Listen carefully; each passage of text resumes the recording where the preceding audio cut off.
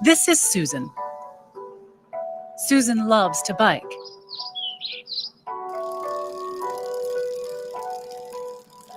While out for a ride, she falls and breaks her arm.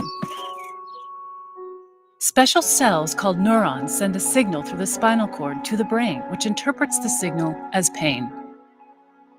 Susan understands the pain means she needs to go to the hospital, and her body is equipped for survival, helping her not to panic so she can seek help. Many of her neurons are covered in proteins called opioid receptors. These receptors act like a brake to slow down the neuron's ability to send pain signals. When injured, her body releases natural painkillers called endorphins. Like a key in a lock, endorphins activate opioid receptors, slowing down the pain signal and preventing a panic. Susan gets treated for the broken bone, but 3 months later, her arm still hurts. And now that pain is making her feel depressed and anxious. So her doctor prescribes an opioid painkiller. There are many different opioids, but they all share a chemical similarity to our own endorphins. This allows them to bind to the same opioid receptors and stop pain signals. But that's not all they do. Deep inside Susan's brain is a region called the ventral tegmental area, or VTA for short. The VTA is full of neurons that produce a chemical called dopamine. When something good happens, dopamine is released, giving Susan a feeling of pleasure. This helps teach her brain to keep seeking out good things. To keep dopamine neurons in check, inhibitory neurons keep the brakes on until something good comes along. Just like the pain neuron, these neurons are covered in opioid receptors. When Susan takes the painkiller prescribed by her doctor, the opioid receptors turn off the inhibitory neurons and release the brake on the dopamine neurons. The rush of dopamine temporarily eliminates Susan's depression and anxiety, and she feels relief, calmness, and even euphoria. As Susan continues to take the painkillers, her brain responds by trying to regain its balance. Her inhibitory neurons work extra hard even when the opioid receptors are activated, and it becomes harder and harder for her dopamine neurons to release dopamine. Susan finds that she needs to increase her dose of painkillers in order to feel comfortable. This is called tolerance. Eventually, Susan's pills run out. Inhibitory neurons that had been working overtime are let loose, clamping down on those dopamine neurons and shutting them off almost completely. Now, not only is Susan in pain, but the depression and anxiety come back. On top of that, Susan feels ravaged by an inescapable physical sickness far worse than any flu. Susan's body is going through withdrawal. Most people who take opioids for a long time tend to experience some withdrawal, but they can still stop taking the pills and return to normal. But for people like Susan, it's not so easy. Her genetics and the environment she grew up in put her at a higher risk for addiction. Her withdrawal symptoms aren't just unpleasant, they're unbearable.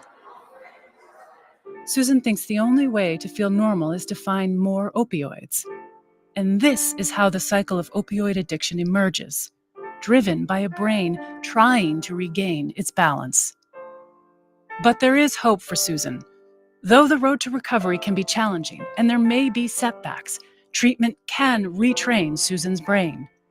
With the help of medication and therapy, Susan finds pleasure in her life once again.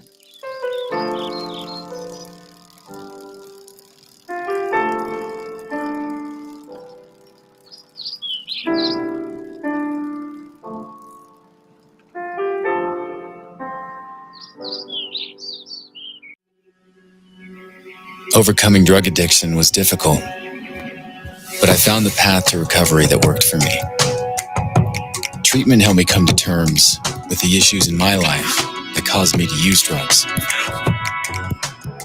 And I found better ways to cope. Learning I had a substance use disorder helped me realize I needed to make a change. The road to recovery is different for everyone.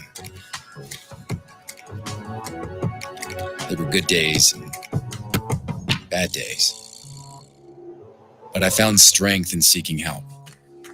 My friends and family made a huge difference in my recovery. I never gave up. I found my path, and I keep walking it every day.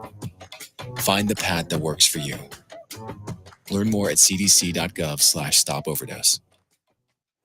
Good evening, everybody, and welcome to our edition of Speak Your Mind on this Friday. We're asking everybody the following question that we had asked yesterday about addictions. What do you think, or what do you think is the best approach to overcome addiction or people who are struggling now with addictions? I have with me Ms. Lupita. Ms. Lupita, good evening. How are you doing? Good evening. I'm doing very well. Being here with the topic for today, we have our poll also that is still open since yesterday, so you guys could definitely scan the QR code that appears right there on the screen. And we have the following question: addictions. What impacts a person to have a substance abuse?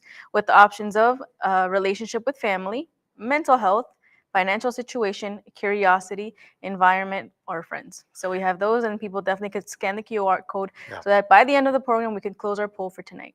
You can give us a call if you want, 877-785-8700, or through WhatsApp. You can also message us, 437-233-9815. I think we have with us already Jackie. Let's see if we can connect her now. Miss Jackie, are you there? Yes, Pastor, I'm here. Miss Jackie, we have been asking everybody yesterday, today, about what do you think causes somebody to get addicted to a drug, to something? Do you think it's more mental, maybe because of a problem in the family, curiosity because of the friends? Can you speak your mind on this?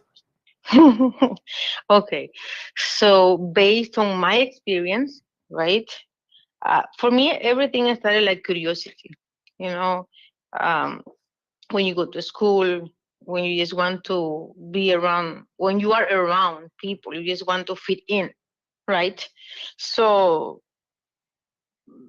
back in that time, I didn't see the the the the, the dark part of it. So for me, yes, you know what? It's just one cigarette, one ganja, how they say it outside, or try cocaine. It was normal, right? It was just out of curiosity. So, of course, for some people that they have, how can I say, problems, they will see that like a way out. Now, Miss Which Jackie, is really not the case. were you ever addicted, whether to drugs, to alcohol? Oh yes. For how long? Oof. Well, since I came from back home, I was addicted to alcohol. So in here, it became worse because back home I had a life that for me was a life. So all the time back there, even though I was not working, I used to hang around every single day with all my friends. So drinking, it was normal. But when I came here, which is a different country, you feel lonely, you have to work. It's another story, right? It was pushing me more to that. I mean, to drink more. And in here, I became more addicted to drugs. Do you think, Jackie, that usually when somebody's by themselves, like you said, no, you felt a little bit more lonely. Do you think that normally takes somebody to, kind of go crazy? Because in your country, did you ever have a limit? Were you ever limited in using drugs or drinking? To use drugs, yes, but not to drink. And then when you came here, you kind of did everything. No, here it became worse. Why? Because I was feeling lonely. I had more problem with my relationship. So for me, it was easy just to, you know what, I just want to forget about everything, and that's it. Now, Ms. Jackie, how many years do you think you were addicted, more or less? Okay, so I started to smoke cigarette when I was in high school. So after I graduated in high school, so then I came here in 2005, right? So it was already like 20 years or more than 20 years with cigarette. With cigarette. 20 years? Yes, I'm 42. I'm 42. 42? So, Miss, you don't look like you're day over 22. No, no. So because it's normal, then Mm. it is normal for you just to smoke. So I used to smoke. I used to smoke. It was like a hidden. Once I was in high school, it was, yeah, that's it. My father couldn't do, my mom couldn't do anything. And now, how long have you been free? So since I started to go to the Universal Church, it was really hard for me Mhm.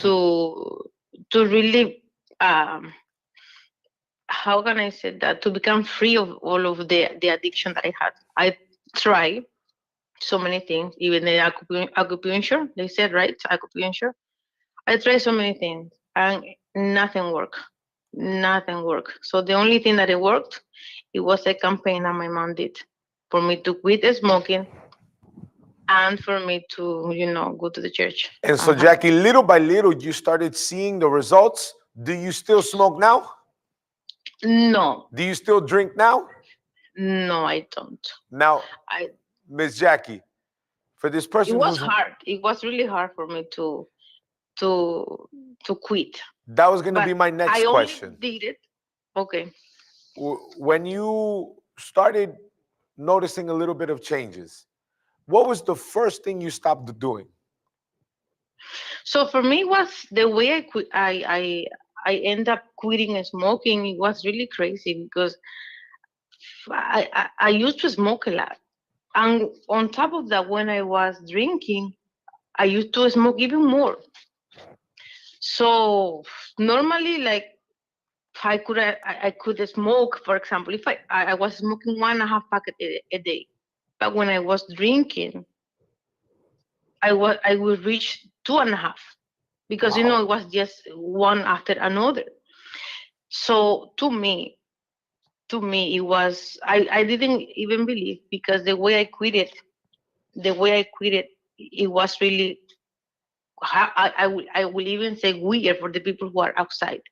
Yeah. So one day, I just, out of the sudden, I said, you know what, I don't want to smoke no more. Deep inside of me was something like it was pushing me to that. Mm. I used to go to buy. I was even go to the gas station, to the convenience store, to buy the cigarette. And I used to even ask, can you give me a pack of the Morier, please? And when they were You about knew to give it to what me, pack would you buy, Jackie? the Morier, Okay. in here, the Morier. So you would buy it and what? No, no. When I was asking, something was taking me out from the place. And you know what? And then I used to say, no, I don't want anymore. I don't want. So I used to walk away. I didn't understand, but that was the result of one of the campaign of my mom. Now, Miss Jackie, for this person who's watching us, who probably struggles with addiction, they probably also are going through a tough time. Do you think, looking back at your story, you think they can be free from addictions also? Of course, they can. Everything, you know what? Everything is. I know it's hard to say, but everything is about the way I quit it. Well, the way I became drugs, it was really crazy too. I want, because I saw that nothing in my life was going forward. Mhm. Nothing. So I was feeling stuck. I was having stress, really bad, like relationship, financial. And I said, you know what, God, or you change me, or you help me, or you kill me. And now, Jackie, who is the Jackie today? Oh, now if I don't need anything of those, anything of that, not cigarette, not smoke, not crack. I mean, sorry, cocaine. I didn't use crack, cocaine. Uh, Nothing, no alcohol, nothing. Completely Once free. you, exactly. Once you are okay with God, and you obey and you do what you have to do, you don't need no therapy. You don't need to go nowhere. He will set you free. Miss Jackie, thank you so much for speaking your mind. Thank you so much for sharing your story. Have a good night, okay? Thank you so much, Pastor. Good night. 877-785-8700 or through WhatsApp 437-233-9815. I want to show you now a series of videos. Sometimes we hear about rehab, sometimes we hear about treatment, sometimes we hear about the side effects, the withdrawals, what one feels. But I want to show you these videos that better explain where we're trying to get at. We'll be right back. I don't know. I think that drugs and alcohol always held the promise of different than what I was. For example, if I am the color yellow one day, drugs hold the promise of me not being yellow. The next day, if I'm the color red, drugs hold the promise potentially of me being yellow. It's a total illusion what drugs are going to give you and what alcohol is going to promise you. It was like being in a new world where the rules were completely different. The cast of characters changed. First of all, we stayed up for days and days. And by days, I mean like 5 days was not unusual. So we're sleep deprived. And when we stay up for that long, I mean that I'm just drinking and consuming drugs. Everything about me moved differently and my brain started working differently. My words came out differently. My posture was different. My eye contact was different. It was like I was morphing into, and it wasn't just a transitional different person, it was a different person. I don't even know how any of us survived, to be honest with you. For me, I didn't get sober from a treatment center. Like I tried, I did everything that was asked, but I was miserable and I developed an eating disorder at the last treatment center that I was at. I came back to Toronto and I met with the woman I had met with before. She said to me, I can't help you. Like, you're getting worse. You know, you're gonna have to come back to me when you have some willingness. And I thought, I don't know what she's talking about. Like, what is she talking about? I'm willing. I went to treatment. How much more willing can you get? And then I went out and got drunk and got hit by a car. Then I realized I'm in like big trouble. You know, I'm going to die. There is just not even a question. There is no magic formula. It is desperation and it's willingness. There's a solution. And remember, this is my opinion based on my experience. Like, I can't be disingenuous and say that there are other ways. For me, there are no other ways. I tried all of them. And I think of the 12 steps as sort of the last house on the block. Like, the 12 steps, they help you to a spiritual solution. I had the baby when I was, I guess, 4 years sober. And the gift of sobriety with my baby is that I get to be really actually here. You know, not all the time perfectly, but here in a way that I think even some normal people don't have the ability to be, only because when you have the experience of active addiction and a brush with death and that kind of thing, I think that it gives you an appreciation for life.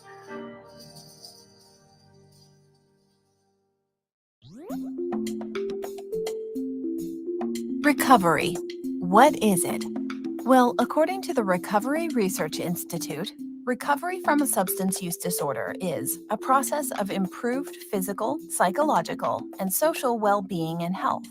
The National Institute on Drug Abuse says, recovery is a process of change through which people improve their health and wellness, live self-directed lives, and strive to reach their full potential. In the 1970s, the trans-theoretical model of behavior change emerged and explored people's readiness to change. The 6 stages of change has helped many people better navigate their process with intentional change and recovery.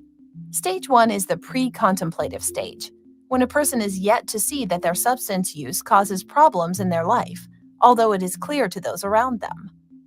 Stage 2 is the contemplative stage, where the individual considers the possibility that their substance use is causing issues. They may decide to cut back or stop using drugs or alcohol. At stage 3, the preparation stage, the person no longer needs convincing. They do research and gather information about treatment options, what recovery means, or how to achieve it. Action is the 4th stage. In this stage of recovery, a person feels self-confident they can change and take effectual steps towards sobriety. Choosing a treatment program that meets their needs can range from outpatient treatment to inpatient rehab, from sober living communities to mutual aid programs such as Alcoholics Anonymous. Next comes the maintenance stage. Persons in this stage avoid temptation and are unbothered by triggers. By using available resources in their community, their families, or other supports, they can maintain sobriety. Coping skills keep them from using drugs or alcohol. Nevertheless, the possibility of relapse still exists. That's why the maintenance stage also means having an excellent strategy for avoiding relapse and for getting out of it. For many people, this is the last stage in their recovery. Their maintenance work continues throughout their lifetime to sustain abstinence and prevent relapse. But the true culmination of the stages of change occurs at the termination stage. It happens after an individual has been avoiding triggers for quite some time, resisting urges, and possibly relapsing.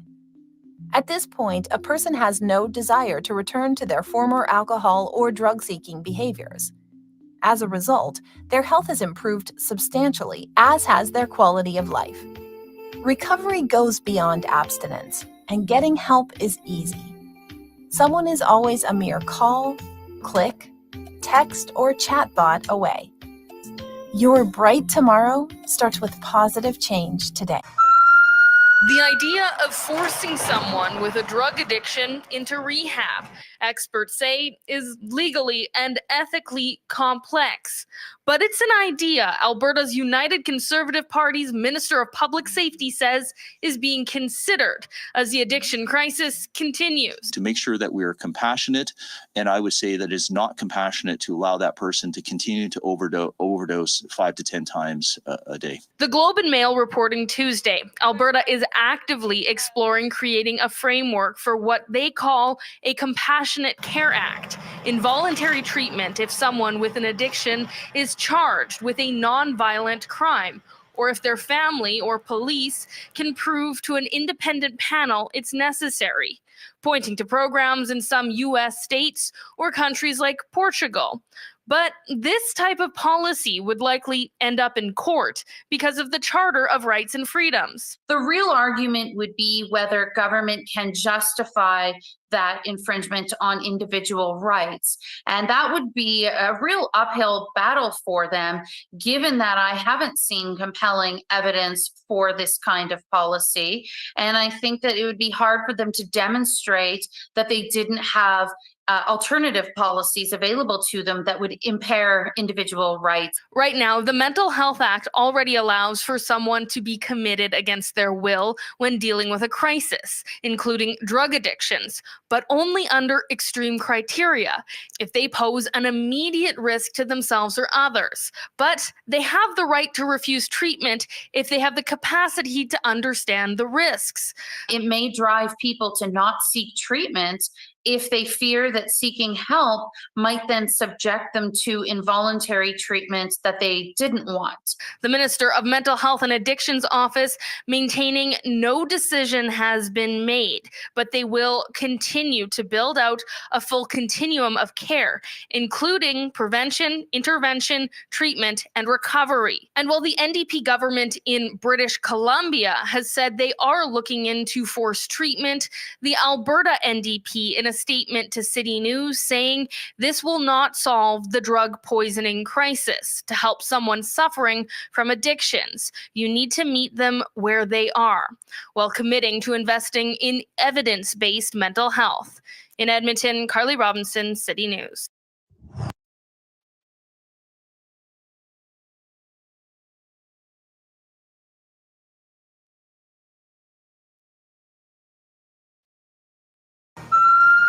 The idea of forcing someone with a drug addiction into rehab, experts say, is legally and ethically complex. But it's an idea Alberta's United Conservative Party's Minister of Public Safety says is being considered as the addiction crisis continues. To make sure that we are compassionate, and I would say that it's not compassionate to allow that person to continue to overdose 5 to 10 times a day. The Globe and Mail reporting Tuesday, Alberta is actively exploring creating a framework for what they call a Compassionate Care Act. 877-785-8700 or 437-233-9815. I think we have Sammy with us. Let's see if we can connect him now. We've been talking, Sammy, throughout the whole program, tonight's, yesterday's, about addiction, about people who, certain things that cause it. Sammy, were you ever somebody who was addicted to drugs or to anything? Definitely. I had some addictions. I actually had an addiction to pornography. Mhm. I drank and I smoked for about 5 years.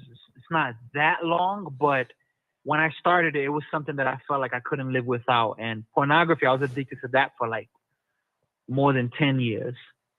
And usually, when an addiction, was it somebody who told you about it? Was it something out of curiosity? How do you think that developed? Pornography was a pleasure thing. Smoking and drinking was definitely curiosity. It was something that I didn't know. I wasn't raised to do it. I didn't think I needed it, but I was curious. And then once I tried it, I was like, wow. And that got me hooked on it. Now, I know, for example, we might have some people who watch us who are like, oh, addicted to pornography. I don't see that much of a problem. What do you think were a little bit of the problems that you saw, or a little bit of effects that you saw because of that addiction? A dirty mind. You can't look at a woman in a clean way. That was something strong. The urges, like you felt like you must do it. And if you don't watch it, if you don't, participate in what's going on, like something's wrong with you. So it affected my mentality as well, because, amongst guys, if you say, nah, I don't watch pornography, it's like, what? Like, what's wrong with you? Why don't you watch pornography? So it affected in a lot of ways. Do you think that kind of even prohibits somebody from maturing? I think usually there are some studies that say that there are some people who their mindset changes into kind of like a fantasy thing. So they kind of play out scenarios that really aren't real, really hypothetical, but it kind of leaves them a little bit like shy, or maybe they feel ashamed. Did you ever feel some type of shame with that? I felt shame. It's embarrassing, like in some cases, but some cases where oh, you're the man, like you're the man. Look what you're watching, and it makes good for good laughters. But going back to the fantasy part, that's a billion% correct, because there are guys today, from my experience, there's guys today that are like 50, 60, 40. They're high in their age, and they're still watching pornography. They some of them are married, some of them, and these are things that I've experienced. I've spoken to people and seen. They're married. They're they're high in age, but they're still watching, and they're watching every day. Some of them, if you go to their phone history, you're gonna see some crazy stuff there. And if I look at that Safari, or if I look at that Google Chrome, for a lot of people, yeah, it's like a it's like a fantasy, because they're watching something that the chances of them having it are slim. But if you ask them, they're like, oh, I wish I had that. Now, you see, Sammy, one of the things that I find a bit interesting, what do you think for you was a little bit, not worse, but maybe harder to overcome? Pornography or the drinking and smoking? Definitely pornography, because in some circumstances, drinking and smoking, it was illegal back then. It was illegal to smoke weed. You can't walk down the block. If you're in the hallway smoking weed, you're like, oh, snap, like, are the police about to come? If you're drinking, I was under 21, is somebody about to pull up? So, it was harder. But pornography, like, that's not, I mean, the websites say if you're 18 and older, if you're 18 or younger, don't go on these websites. But there's nobody there to watch or nothing like that. So, you get free will. You can watch it at any moment. And there was like these playing cards, like, I forgot the name of the card, spades, cards like that, where even those cards would have pornography on them. So pornography was just so easy.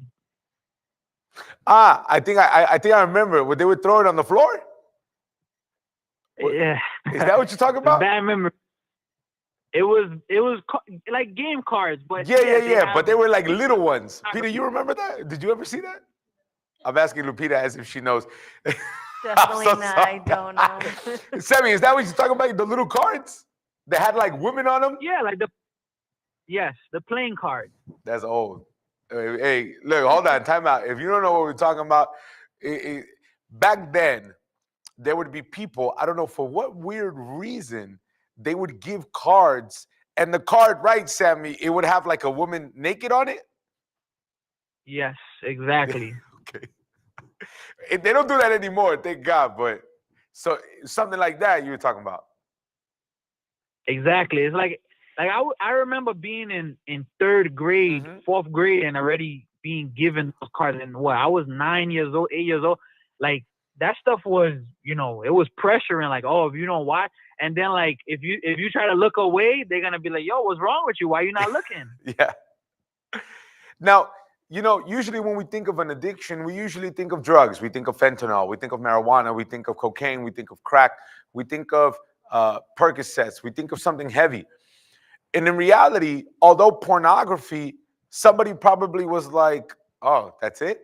That's all? That's a big problem. But the repercussions that it has on somebody mentally, the repercussions that it has with just having a conversation with a girl, did that ever change for you? Just with the conversation with a female inside of your mind because of the pornography that you would watch?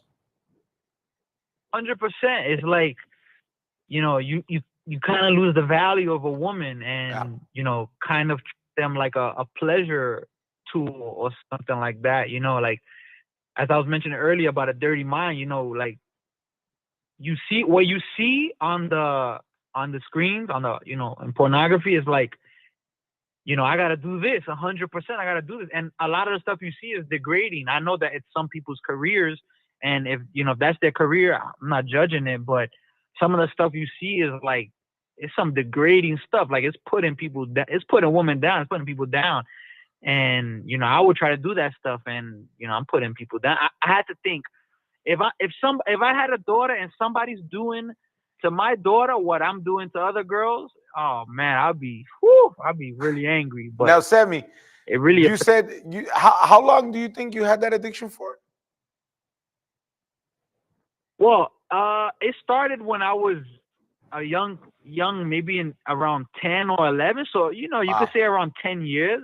I started doing what I saw for about 4 or 5 years. Wow.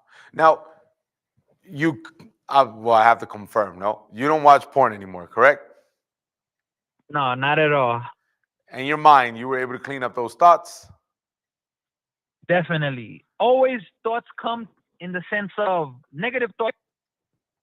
But back then, once the thought came, I entertained it. And I'm like, you know how when you rub your hands together and you're like, oh, yes, I entertained it. Now, you know, I don't entertain those type of things. Now, this person who's watching us, maybe their addiction has to do more with drugs. But just maybe this person who's watching us right now, they have that little secret that they go to porn. They don't want nobody to know. They're a little shy. They're a little embarrassed. At the end, their conscience kind of gets at them at night. You think they can be free from that, Sammy? 100% they could be free. I was free from it. So, you know, 100% they could be free. And they have to understand that, listen, it's fun. You know, the pleasure, it gives you that adrenaline rush. It feels good. It doesn't feel wrong.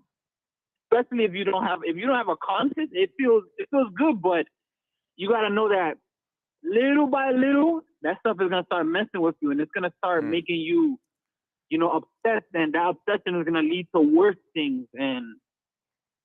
But I overcame it, and, you know, I believe anybody can overcome it. Sammy, thank you so much for speaking your mind. Thank you for giving us the insight on an addiction that in reality we kind of forgot about, no? But I'm glad you overcame, and I'm glad that you also believe that this person who's watching us can be free. Have a good night, Sammy, okay? Thank you. Have a good night. Take care. Lupita, you see how addictions come in different forms.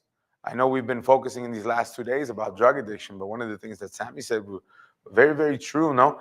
Do we have any comments? Yeah, we have some comments here. We have Diana that says, I am a full-time recovery from cocaine addiction. I suffered with horrendous cravings regular. Understanding how addiction works with the dopamine was a key ingredient to overcoming my addiction. Once we understand something like addiction and how our brain reacts, it can help us to move forward. I hope everybody is well and at peace. We have Lorena that says, I started smoking at a very young age and I was always curious about it. And because it was easy to access, I was always able to try it. I got to an age where I was very easily influenced, and because I would hear good things about it, and I had been at a really low point where I was insecure and felt as if my own family had hated me, I got really attached to the group of people that had shown me how to smoke, and every week, more and more, we would get together and we would smoke at the park or far away so that no one would see us. On 420, I got really high and paranoid, so I had a panic attack and felt like I was going to die. I was able to change my life around from that moment and no longer have a desire to smoke. So we have those comments. I think, Lupita, sometimes there are moments or experiences that we have that kind of mark us. Yeah. I always think back, with that comment that you said. One time, we smoked, and in reality, when you're smoking weed with the friends, with the homies, you kind of just chilled. You're in a relaxed state of mind. But I remember when we smoked, we had smoked around 2:00 in the afternoon. I promise you, Lupita, I had regained consciousness like around 8:00 at night. It was dark. We were by some army base. I was lost. I was out of it. And sometimes that's exactly what happens. And you kind of think back and you're like, man, that's embarrassing. Man, anything could have happened. Well, that's why we urge you all who watch us to be careful. Just like Jamie Lee Curtis, she opens up on her drug addiction and how she was able to recover. Pay attention. I call myself a junkie. I refer to myself as a junkie simply so I demystify it. I call myself a dope fiend because I'm a dope fiend. This is the addiction issue, but I mean, there are lots of forms of addiction in the universe.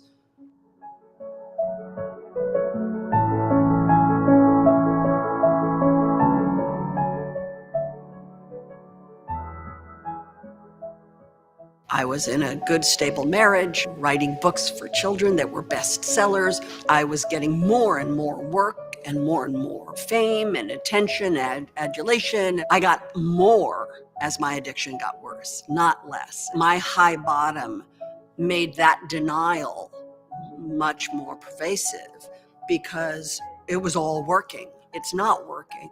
Because if you are asking yourself, can I stop this? Then you're in a prison of your own mind. And I was in that prison, even though I was fabulous and all the part of show-off business. I had been nursing a secret Vicodin addiction for a very long time, over 10 years. Now it's January 1999.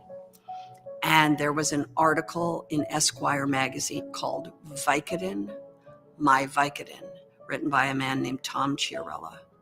And in the article, he describes outing himself by writing the article, that by writing the article, he knew his doctors wouldn't give them to him. He knew that his wife and family were going to be on to him. He was outing himself for a secret that he'd been carrying. And that spoke to me probably louder than anything else. All of a sudden I went, oh, someone else is just like me. So by February, I went to a friend of mine, early February, and I went to a friend of mine and we both had kids the same age, and I kind of like sidled up to her and kind of like, and finally, was able to say that I had a problem with Vicodin. And she looked at me and said, yeah, I know, me too. Isn't it amazing? And she gave me at that moment the number of a doctor who would write you script. Because prior to that, I didn't really get it from doctors. 5-finger discount here and there. I had my ways. That night, when I woke up sometime between sleep and waking, I had a moment of clarity which saved my life, which is simply this. I imagined that she would die and I would attend her funeral and I would hug her children and I would have blood on my hands. Or I would die and she would attend my funeral and she would hug my children with blood on her hands. And in that moment, I understood that it was going to kill me. And I called a friend of mine who was in recovery an old colleague of mine, and I was terrified about being a public figure and walking into recovery centers and being around recovery, and I was terrified of it. And I said to my friend who was a long time in recovery, I said, is there any way somebody famous can meet me and go with me into a recovery room? And a woman called me, and I met her, somebody I'd never met, and she walked in with me, and I've been sober since that day.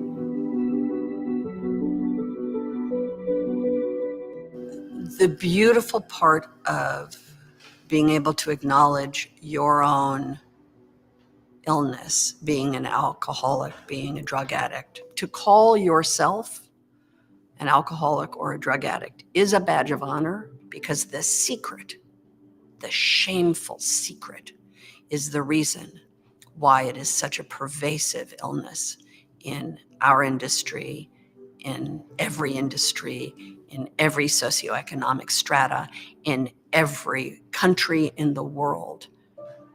It is the secret shame that keeps people locked up in their disease. I'm sober today. Am I going to be sober for the rest of my life? I hope so. I'm going to do everything I can to be. But I'm saying I am an addict, and I am in recovery, and I work a hard, good program, and I pay a lot of attention to it, but it's a pernicious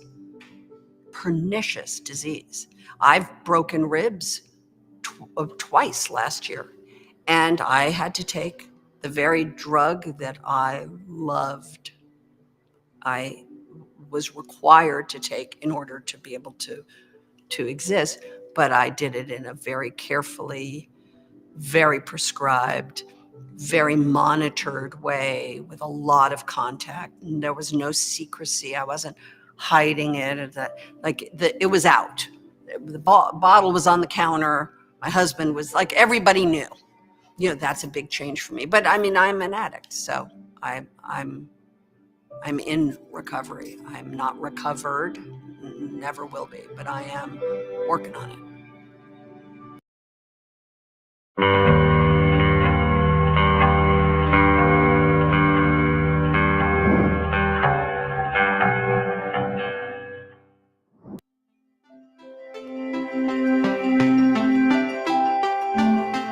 I mean, there are people who are trying to promote brain surgery for addiction using electrical stimulation of that area, and it doesn't work any better than methadone. And that's not to say that methadone isn't the most useful drug we currently have, but it does not involve invasive surgery. And I should say methadone and buprenorphine, the opioid agonists, are the best treatments that we have for opioid addiction. And what they do is two things. The first thing is they cut the death rate by 50%, which this happens whether you continue using on top or not. So that's like sheer harm reduction, and that's wonderful. If we can keep you alive long enough that you stabilize your life, that is a lot better than having you die. The other thing that they do is they allow people who are ready to stabilize their lives. So you couldn't tell right now if I was on a maintenance treatment or not, because basically once you get a tolerance to these drugs, you are not high or impaired, and you can drive and you can work and you can love and you can do all of these things. What we don't understand is we think, oh, you've just substituted one addiction for another. No, what you've done is you've substituted compulsive behavior despite negative consequences, and now you just have physical dependence. And that's not a real problem as long as you have a safe and legal supply. I think the most important place to start is that addiction is a learning disorder. It's not a sign that you are a bad person. And if you want to have a safe and addiction-free, or at least lower level addiction workplace or school, you want people to feel included and comfortable and safe, and you don't want this to be an adversarial thing. The research shows that the best way to get people help is through compassion and empathy and support, and absolutely not tough love. There may be situations in which an employer has to fire somebody because their performance is just degraded so much that there's no other option. But they shouldn't think I'm doing them a favor by firing them because that will make them hit bottom and it will help them. Sometimes that happens, but sometimes they just go on to a life of homelessness and then die. So you can't assume that creating extra negative consequences is actually going to help a person with addiction. What you want to do is ally yourself with them, and presuming this is an employee that you want to keep, help them realize that this is not a sin. I am not trying to control you. What I want to do is for you to be at your best, at work, at home. And you're not being at your best right now. So what can we do to help? You can approach somebody in a confrontational, degrading, and sort of high-powered manner, or you can approach them as an equal human being deserving of respect. And if you do the latter, you will have much better results. Well, and I have to say, it's almost never going to be easy because people, whether they have addiction or mental illness or anything else going on with them, often don't want to admit to themselves that there's a problem. And, in the addictions field, there's been this whole thing, we got to break through denial and everything like that. Well, people have denial for good reasons. If we didn't have denial, everybody would be sitting around obsessing about death. Or at least I would be. It's a defense mechanism because we need defending. So recognizing that can allow you to approach somebody not from an attacking stance, approach somebody from a befriending sort of stance. And that is hard to do. And some people are going to get very defensive no matter what you do. And it's not going to be a pleasant conversation most of the time, but you can minimize harm. I mean, this whole thing always comes down to like reducing harm, making things less unpleasant if you can't make them non-unpleasant or actually pleasant. So it's really, but the main thing is like see them as a full human being. And I think really important in getting people into any kind of treatment is that I always say this to parents or anybody who has an addicted loved one, the first step should always be a complete, thorough psychiatric evaluation by somebody who is not affiliated with any treatment organization. And we're back with all of you guys. Lupita, do we have the results of our poll? Yeah, we do. So we finished up our poll for tonight, and we had the 6% that went for financial situation. We had the 11% that voted for curiosity. The 20% that went relationship with family. 26% that went for mental health, and the majority that went 37% environment and friends. So we can see that many people think that it's always the environment, the people that you hang around with, the people that are introducing to you the types of drugs, a way out of maybe the situation that they're going through. So that was our poll for tonight. It's so true that it is an environmental thing, or it has to do with friends, because what little kid knows where to get weed from? It's just that simple. What person knows who sells crack? What person knows who sells cocaine? Nobody knows. Somebody introduces you. I was introduced. Majority of the testimonies that you heard today and yesterday, they were introduced. Somebody introduced it to them. So much that it's biblical, if you didn't know. The Bible says, bad company corrupts good habits. And if you're surrounded maybe with people, maybe even family, who kind of put this weight on you, this pressure on you, and you're uncomfortable, you don't feel good, I can tell you, there is a way out. And that's why this Sunday, I want you to be with us, 10 o'clock in the morning. In a little bit, I'm going to show you where we are, but I would love to pray for you now. So if you can, where you are, just close your eyes, and I'm going to pray for you, okay? My God, in the name of the Lord Jesus Christ, I pray for this person who is watching us now. They're on the other side of this screen, and they've been understanding everything that we've been saying. And as they start to realize, they start noticing that they were never the way they were. Someone introduced it to them. And it's not that it's that person's fault, no. But sometimes when we lose control, Lord, we need someone to help us get back on track. And that's why we invoke you. So, my Lord, I pray for this person, that they can receive strength, that they can receive hope, that they, my Father, can be in this moment renewed. You who are listening to us now, be free. Be free from all evil. Be free from anything that has been holding you back. Be free from all the darkness. Be free from all the chains. Be free from all the shackles. I determine this person free from all evil in Jesus Christ's name. And if you believe, say amen. Amen. What you feel now is a little of a lot that God wants to do in your life. But it's like I said, Sunday, 10 o'clock in the morning, we want you to be with us in our gathering of faith and miracles. We're going to put the map right now on the screen and more. If you maybe have a family member and they only speak Portuguese, we have a floor that also gives services in Portuguese. If you have a family member who only understands Spanish, we have also services in Spanish. Usted que nos ve ahora en este momento y usted está sufriendo, sepa que hay una salida para usted. Usted que acabó de llegar a este país, usted que no sabe qué hacer, usted que está sin rumbo, sin propósito. Estamos ubicados aquí en Toronto, 2420 de la Dufferin Street. You can take the 29 bus, the 929 bus. You can take the line 1 to Eglinton Avenue. All the modes of transportation to help you come to this place and see how God is working in the lives of many. I want to show you Kezia's story. Somebody that we grew up with, me, Lupita, somebody we know. We know her story well. We know who she was before she came, before she decided to live a life that was different than what she was living.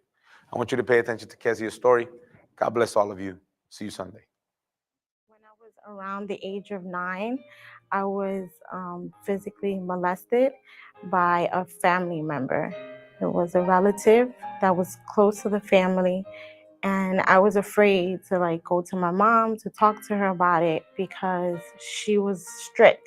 So I was scared that maybe she would have not believed me, or she would have taken it the wrong way. And I couldn't talk to my father because he wasn't always around. He was there, but he wasn't present all the time. So then I started associating myself with people that were affiliated in gangs. They will go around and feel like they was dominant, and I would feel like I was safe with them. But while I was with them, I started taking drugs. So I was addicted to smoking cigarettes. I was addicted to marijuana and drinking, and I was always partying with them. I felt like I needed money for those addictions. So I started to do more. I started to do favors for people, pretty much prostituting myself for money. And that's when I found myself being molested because I didn't want to be with a certain person, and it was forced upon me. After that, I fell in a deep depression. I started smoking every day, and I started smoking by myself. I started hearing voices and seeing things. I was completely depressed that I didn't want to leave the house. I didn't want to associate myself with anyone. I would just stay locked up in the house, just smoking. I wouldn't go see the day. I wouldn't see the sun. I wouldn't go out for pretty much nothing because I used to get anxiety being around other people. My mother knew of the church through the television. So she used to invite me, but I didn't want to go because I kind of felt like I was having fun. I was living my life until I couldn't take it anymore. And I realized that I needed to do something different. So I did end up going a service on a Friday. And I felt like it was a relief. Like I was, that heavy burden that I had on top of me was off of my shoulders. I felt like I needed to continue to go. I started to do the chain of prayer and I was delivered from my addictions. I wasn't as rebellious with my mother. My financial life was getting better. I received a promotion at work. I also received the Holy Spirit. Seeking the Holy Spirit was the only thing that I wanted to do at that time because I was in such a depression that there was no other solution for me. And when I received the Holy Spirit, it was just like a peace, an inner peace that I had. I didn't have any desire to smoke. I didn't have any desire to be around the people that I needed. I felt safe. I felt like I had that true love. I was certain that God was with me. Words couldn't describe it, but I just felt like it was such a joy, a happiness, something that I was lacking in a long time because I was seeking in wrong places. I finally found the peace I was looking for. Today, I am a brand new person. I am happily married. I don't feel like I'm lacking anything. I have 2 wonderful girls. I don't have any addictions to anything. And I'm happy. I'm happy.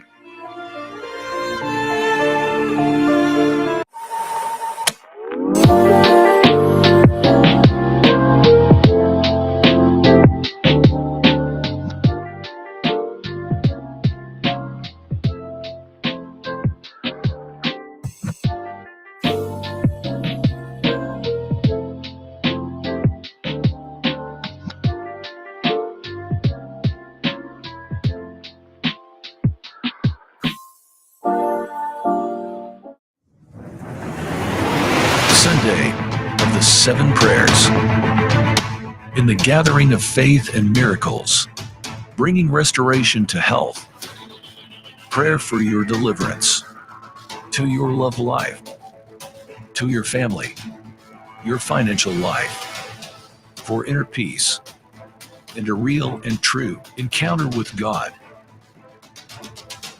There are 7 prayers that will impact your life and destroy all your troubles,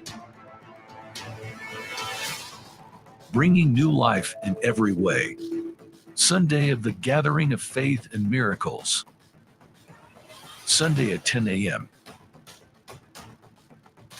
2420 Dufferin Street, 1 block north of Eglinton Avenue, and at every Universal Church in Canada.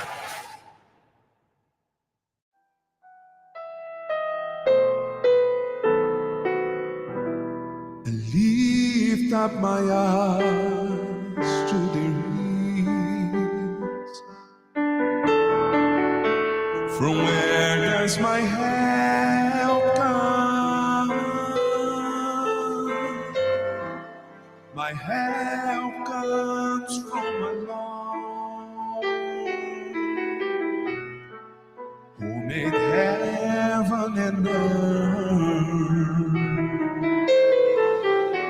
He won't let my foot be moved. He who keeps me is the Lord, the one who keeps Israel. Will neither slumber nor sleep.